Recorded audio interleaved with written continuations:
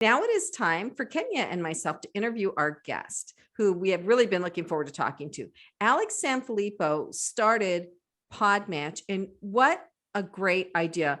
Honestly, Passage to Profit has used his site numerous times to find guests for our show.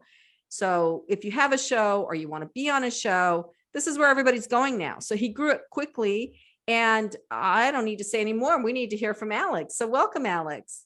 Elizabeth, thank you so much for having me. Glad to be here. Yeah. So what gave you the idea, and how did you get started, and how did you grow it so fast? Seriously. Yeah. So first off, I've been in podcasting as a host for a few years now. So I built a little bit of a name for myself in podcasting. I'm not like one of the big dogs in podcasting. Like I'm not on the Joe Rogan level or anything like that, right? But enough that I was actually starting to travel around and speak at conferences. And while I was at these conferences, I just started asking other podcasters what they were struggling with in the podcasting space. And I consistently heard time and time again is I'm having a hard time finding the right guest for my show. And key words there were the right guest. Like we all have a cousin and a best friend that'll come on the show multiple times, right? And many of us do that when we get started, but it's just it doesn't work long term, and it causes many people to stop, I realize. So I decided that, man, there needs to be some other solution out there. Because at the same time, my friends that own companies, they would be great guests. So I found myself even matching people together. And so it kind of hit me one day. I just decided, you know what if we had something that was kind of like an online dating app, but instead of matching people for dates, we matched them for podcast interviews. And that's where the idea really came from. From there, we just really started to run with it. That's excellent. And so is there a screening process? So we do get a lot of people from it, but we have an assistant who handles all of that. So is there some sort of screening process for people to be on your site? Yes. So on the host side, there is some limitations as far as who can register. If you just started your podcast and it's like day one, we put you like on a waiting list until you have a certain number of episodes and been live for a certain amount of time. The reason we do that is because we found that it's called the pod fade line in podcasting. So most podcasters, I think it's like it's over 90% of people don't make it past 7 episodes within their first 90 days. So what we do is we decided you have to have more than 7 episodes and been live for more than 90 days, because what we didn't want to have happen is great guests show up and they're ready to get on a podcast and the person cancels the show before they even record or before the episode goes live. So we kind of built that in. On the guest side, the application you fill out is building your profile and also helping you get matched, but we made it quite involved intentionally. It takes about 10 minutes to sign up for PodMatch. And that's very against conventional wisdom, which says make it really fast for people to get on your platform and ask for more information later. We ask for it all up front because we found that it brings a really high quality of podcast guest, and they've got really great complete profiles so that podcast hosts can see each other, can see them and match with them really easily. Yeah. So Alex, I just wanted to back it up for 1 second here. Why is podcasting important to brands right now? Yeah, it's a great question, Coach Kenya. I appreciate you asking that. Here's the thing, like there's a lot of options out there for marketing and for getting the word out there. But to me, nothing right now is more powerful than podcasting. Many of us can't do stuff in person today, right? Like it's in-person conferences aren't really an option. This is the closest thing to having rows of people in seats listening to you. If you're posting on social media, although it's a great thing to do and sharing there, you're really fighting for someone not to scroll past whatever you have at this point, right? Like someone might even like it and scroll right past it. If someone's listening to you on a podcast as a guest or a host, it's like having someone sitting in a seat listening to you. And if there's one thing we know about people, they like to do business with who they know, like, and trust. And being on a podcast really helps establish that know, like, and trust with somebody, because you're listening to them for more than just 5 seconds that maybe you're using to scroll past them. So to me, it's really the primary way that you can get education out there and raise awareness to people that really are, I believe, your ideal client, customer, or member, whatever it might be. That's great. Good information. Yeah, that's interesting, because I'm going to go to this seminar online, of course, Right. next week, called The Future of Voice. And it's hinting at, it's teasing us by saying that Google is going to put in a voice platform. Google's working on a voice platform. So I think podcasting, especially during the pandemic, just really took off, right? And it's grown into this big monster now. And kind of, if you're not doing it, you're not in the main. It's like having a website used to be, right? Right. Yeah.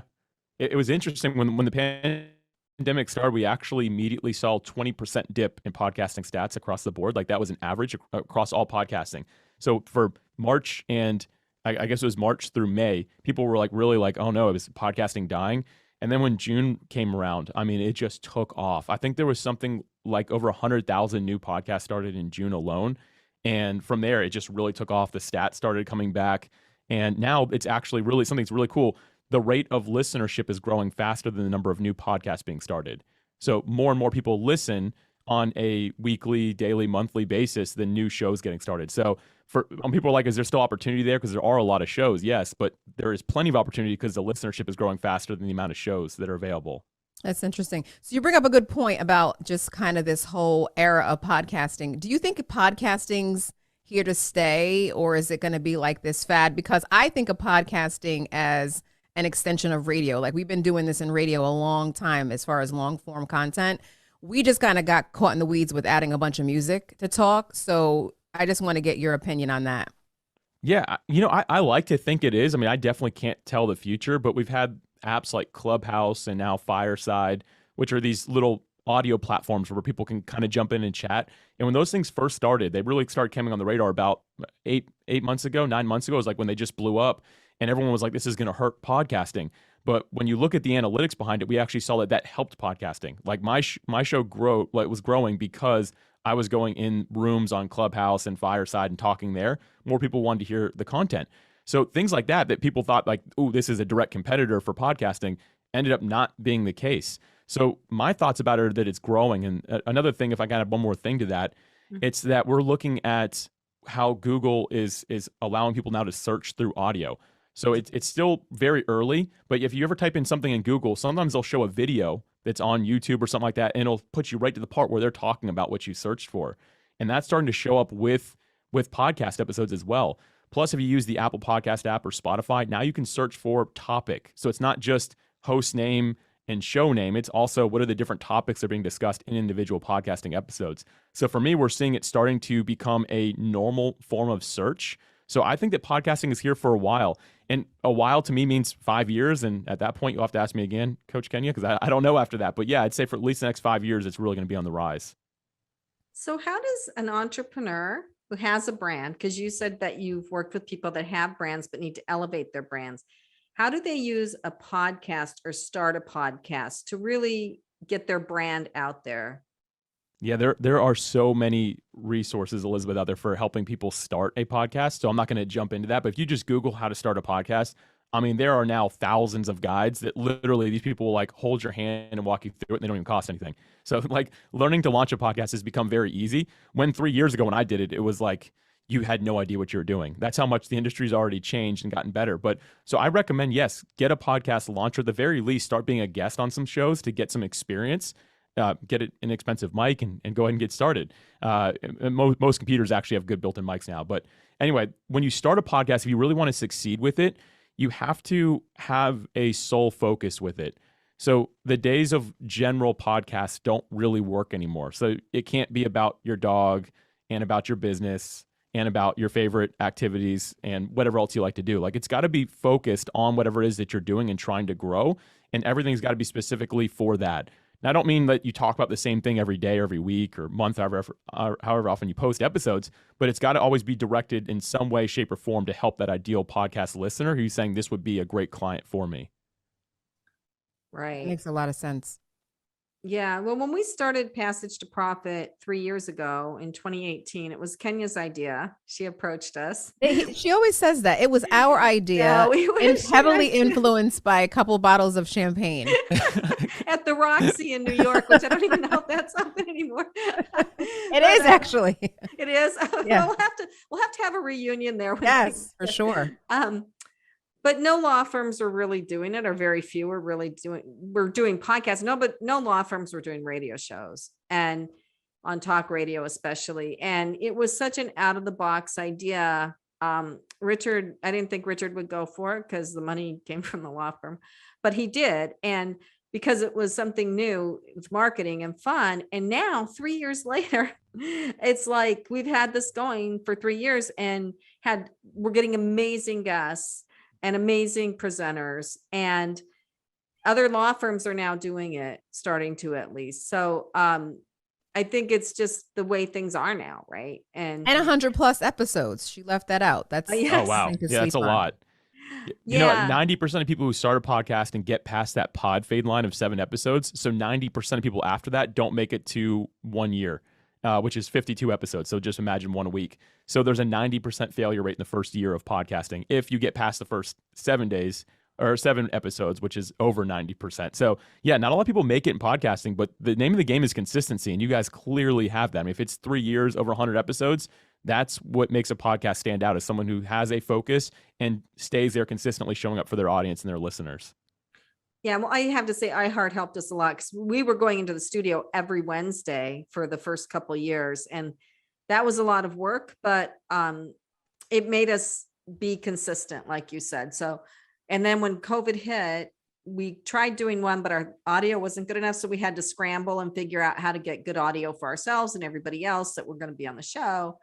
And we've been able to keep it going through quarantine by using Zoom, which has gotten us guests all over the place, like Oregon. And I don't know where did you say you are, Alex?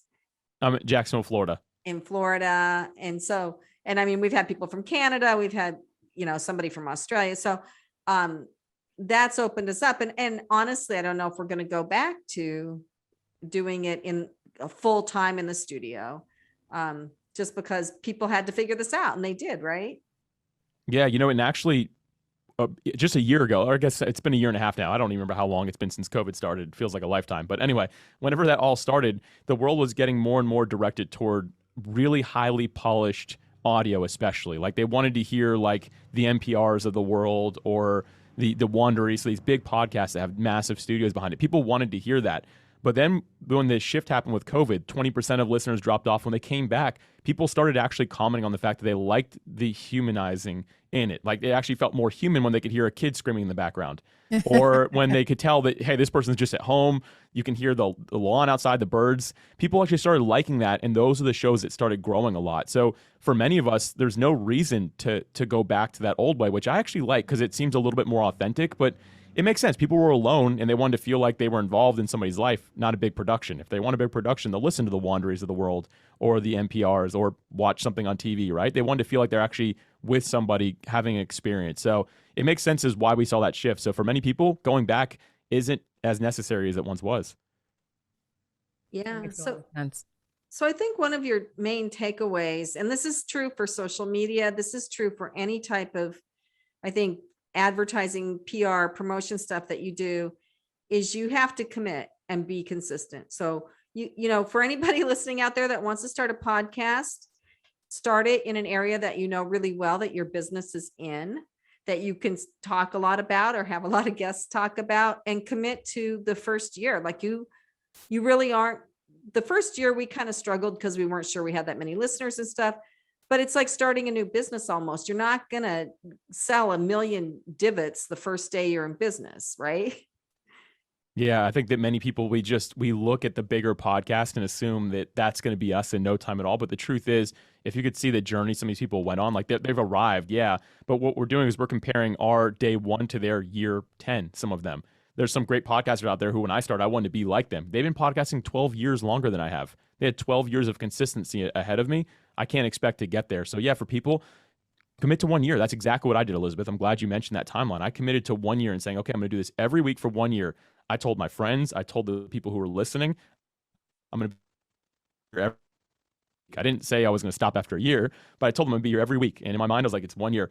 And when I hit the 1 year mark, I had that moment where I was like, okay, am I going to keep on doing this? And I just knew, yes. I mean, even though I didn't have like a ton of people listening, let's just imagine it was 100 people a week. That's like 100 people sitting in chairs every week waiting for me to show up.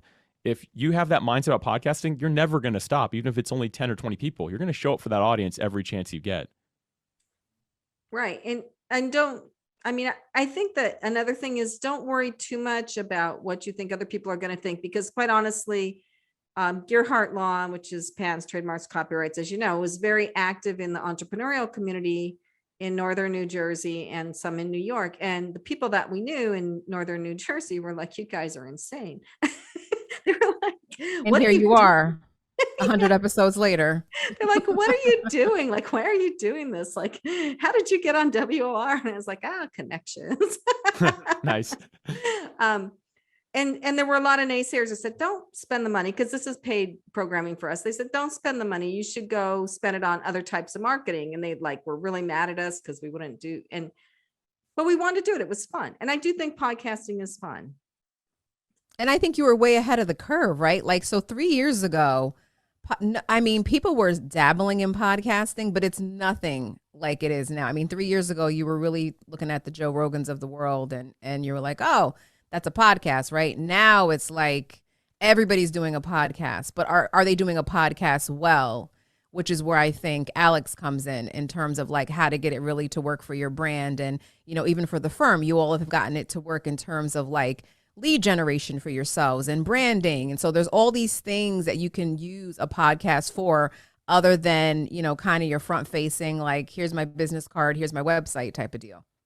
Coach Kenny, you just said something really key there I want to hone in on, and it's how and why you're using a podcast. Like, yeah, do a good job, find the focus, but let me give a real life example. I recently wanted to start getting into some SMS marketing, so text message marketing. I had no experience with it at all, so I found 3 companies through probably 45 minutes of research online. They all look good. My next step was to actually go to Apple Podcast and type in SMS marketing to see if I can find any of those companies.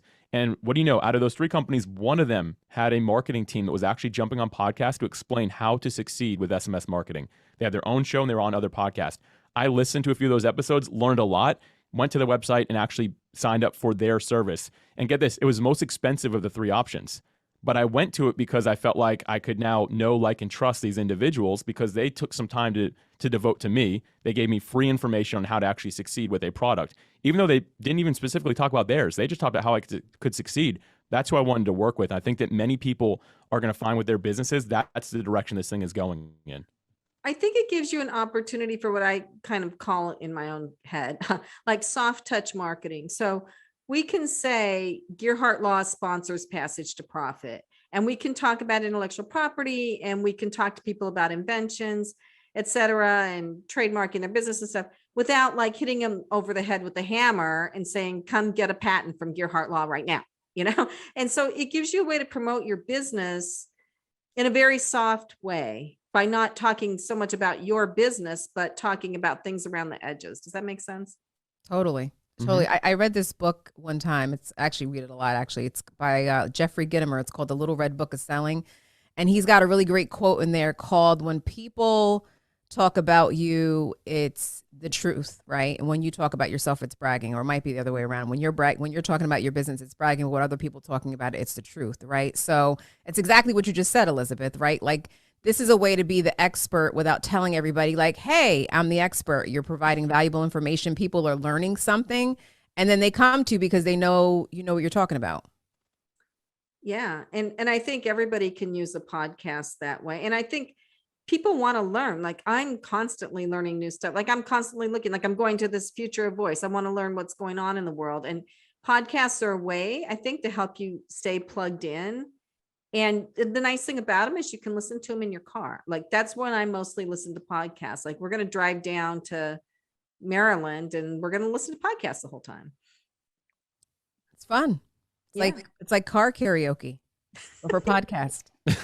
Yeah, that's what I like about podcasting, actually, is like I first started listening while I was in the gym. That was the first place I started listening to podcasts and fell in love with it. And that's kind of what made me decide to get into it. Is just I was like, this is so cool. I want part of this. This seems really fun. But yeah, I mean, it's you can be cleaning your house listening to podcasts. I mean, it's just easy. I know YouTube has its place as well, but you can't always be watching a video, hopefully while you're driving, although I have seen some of that, unfortunately. But podcasting is ideal for while you're driving. I actually saw somebody playing the violin while they were driving once. What? No. That's You gotta be kidding me. It's like, God, how do you explain that if something happens? Yeah. How do you explain? That's a good question. You all need to have a police officer on here who has some just crazy stories. I don't know if you all have done that yet, but that needs to happen at some point. Oh, that's a good idea. That's a good idea. See, we always come out of these shows with great ideas from people. So you mentioned Clubhouse and Fireside, and I'm going to probably have to talk to Mark Cuban at some point because my startup is Fireside Directory. So he and I might have a little tussle. I don't know. I applied for my trademark a while ago. So hopefully I applied for my trademark. I probably shouldn't say that. He might try to oppose it. But anyway. I've got his email address if you want to reach out to him. Just let me know. Yeah. I won't say it here, but I can give it to you afterwards. he may find me. I don't know. But what do you see as the future of Clubhouse and Fireside? Because I've been on Clubhouse and I was doing it in the mornings and I kind of got burned out. You know, so many things we did during quarantine, I think we got burned out on after a while. But I'm thinking, you know, I talked to somebody who said, oh, it's alive and well and growing, so you should go back to it. So what do you think? You know, I'm not the biggest believer in these platforms. I'm on them. I actually help lead one of the largest group, what is it called? Communities or whatever they call it now. They changed the name of whatever it is, but like basically one of the groups within that, or clubs is what they changed it to. Anyway, so like I'm one of the leaders of one of the largest ones in there. So I've been able to kind of see the stats, and there was a bit of a dip, and I'm not saying that's still happening, but I kind of burn out on it. It just felt very repetitive. Like maybe it wasn't the same people in the rooms every week, because sometimes I have rooms with hundreds of people in them, but I just felt like the questions just kept on coming. So it turned into what felt like a job versus something that I really enjoyed doing, and that's what made me kind of take a step back. Some people love it. Like I know people who spend 8 hours a day on there. I don't know how they make money. I don't know what they're doing outside of it, but they're spending a lot of time there. So I don't see it lasting as long as podcasting does. I do see it being a bit of like a fad and a phase. I could be totally wrong on that. That's just my personal thought on it, though. I agree with you. I think they have to reconfigure it a little bit, because it does get a little redundant after a while. And even a couple of groups that I host on there, I noticed, like, you know, the community's big, but then people that show up every week, they're not as many as it was in the beginning. And I think just because things are open now and people are kind of getting back to the regular activities too, like during COVID when everybody was cooped up, like we were like starving for like social interaction. So people actually wanted to talk to you. Now it's like, you know, I'm going to go shopping or go to ride my bike or something, you know? You know, something would actually, I think, help. Maybe someone from there is listening. I think something that hurt them is they have the follower count on there. So it kind of mirrors traditional social media, if you will. You see your followers and who you're following. But I realize that many people, when they join a room, the first thing they do is they want to speak, because they know if they speak, doesn't matter what it's about. They don't even care what the room's about. But if they go on stage and they say something, someone's going to follow them. So they've done their best to gamify it. So there's tens of thousands, if not more people than that on there, that their only objective is to click on any room they can, hit speak. They don't have anything valuable to add. They want to pitch themselves. They just want to get more followers. I think if you made it so that only you could see your followers and no one else could, you'd probably have a lot less of that, because the incentive there is to not, it doesn't matter. You all look like the same person, instead of being like, wow, this person has 10,000 followers. I wonder why. What are they going to talk about? If no one else could see that, I think it would actually be helpful to the platform. But again, that's not conventional wisdom. Social media tells you the opposite of that. But that's another thought that I had on there. Yeah, I think the beauty of those platforms is that you get audience participation, right? So anybody can raise their hand and ask to come up and speak. And you don't get that necessarily from a podcast unless you're doing a live podcast and you let people call in or send in questions or something, right? But I had seen somebody suggested with my startup Fireside that I put it on podcast video site. So are you seeing podcast video sites popping up? Podcast video sites. I'm actually not familiar with that. You mean just a podcast that's also in video format, or I'm not exactly sure what she meant. I would have to. Because there's a lot of people that are using like StreamYard and Restream to actually to use video, or Zoom. People are using this and they're having a video version of their podcast as well. Right. I've never actually heard of a platform that's strictly for video podcasting though. Okay, so I'll have to ask her about that then. We're using Zoom, but that's the other thing that's happened is like there's been some really good ones that have popped up, right, for doing videos and for doing podcasting. Yeah, definitely. And also, I guess, so our podcast goes on iHeart, of course, because it's the podcast and the radio show, so it goes on iHeartRadio. But there are sites too that allow you to post your podcast to like just about everywhere all at once, right? Correct. Yep. And actually, I believe iHeart will automatically do that. Your podcast, I'm sure, shows up on every directory that there is. iHeart's one of the big ones that does that automatically. So it's likely people can download one of 100 different apps and your podcast will be available there as well. Yeah, so that's important. So you need to make sure that when you do your podcast, you put it somewhere, you have somewhere to put it, right? Yeah, I mean, the distribution is important. I've actually seen a lot of new people get that wrong. They wonder why no one's listening to their podcast, but they're only posting it to their Facebook profile, and it's not, they haven't set an account up with Apple or with iHeart, and it's not getting distributed anywhere. So no one can really find it unless they go to your page. And in all honesty, that's actually not the definition of a podcast. I mean, podcast, that word came from Apple. So it could be debated that if you don't have your podcast on Apple, if it's even a podcast or not. So I always recommend people, hey, you need to get a hosting provider that can, with iHeart or whoever you use, and then you need to talk to them about the distribution of it, because that's how you actually get some visibility for it. And I that never stuff's knew that. made really easy, by the way. It's very easy now. I mean, most of these companies, you sign up, they'll do it for you. It only takes a few minutes now. So it sounds like a lot of work, but it's just a few clicks of a button. I never knew that the word podcast came from Apple. I'm surprised they didn't trademark that. Yeah, really. Me too.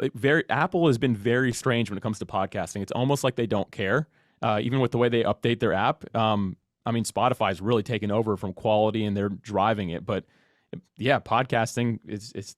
I mean, the first place it happened was on, I think it was on an what is it, an iPad? No, what was the first thing? An iPod, right? Whatever the very first thing was. I think that's where podcast came from. Yeah, I remember getting my very first iPod. I used it when I was walking. And yeah.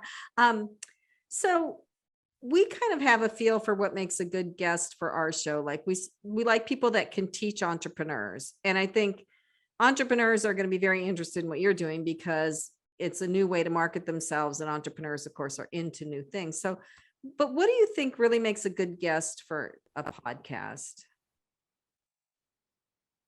So there is no right answer to that, because it depends on the type of podcast. With that said, not all guests are created equal. So just because I can have like a really big name on my show doesn't mean that I should. Or just because there's this guy who knows a lot about something, or this lady, I shouldn't necessarily have them on. It's all got to be focused back to the person who you say is your ideal listener. And will that person be able to speak to them? Will they be able to show up in an authentic way? Will they be able to show up with some wisdom in that space they can share? That's really the most important thing. Now, with that said, there are some best practices. Like, I never have anyone on my podcast that's really egotistical, right? Like, they're like really driven by their ego. And I've actually had a few of them, but I never release the episodes just because I wouldn't feel good about my audience listening to that. And at the end of the day, my job is to protect my audience. So I do my best to filter guests the best I can. Every now and then you get somebody on who's like, you're like, oh my gosh, can't release that. Like, that can't go anywhere. But it's really going to come down to what the expertise is, what you're doing, what you're trying to help the audience do. And the best way I've been able to share this, Elizabeth and Coach Kenya, is to have a plan for your audience. So again, if you commit to 1 year, say, okay, if they join with me day one, what do I want them to have learned by the time we hit the 1 year mark? Like, what do I want my listeners to have gained from listening to my podcast?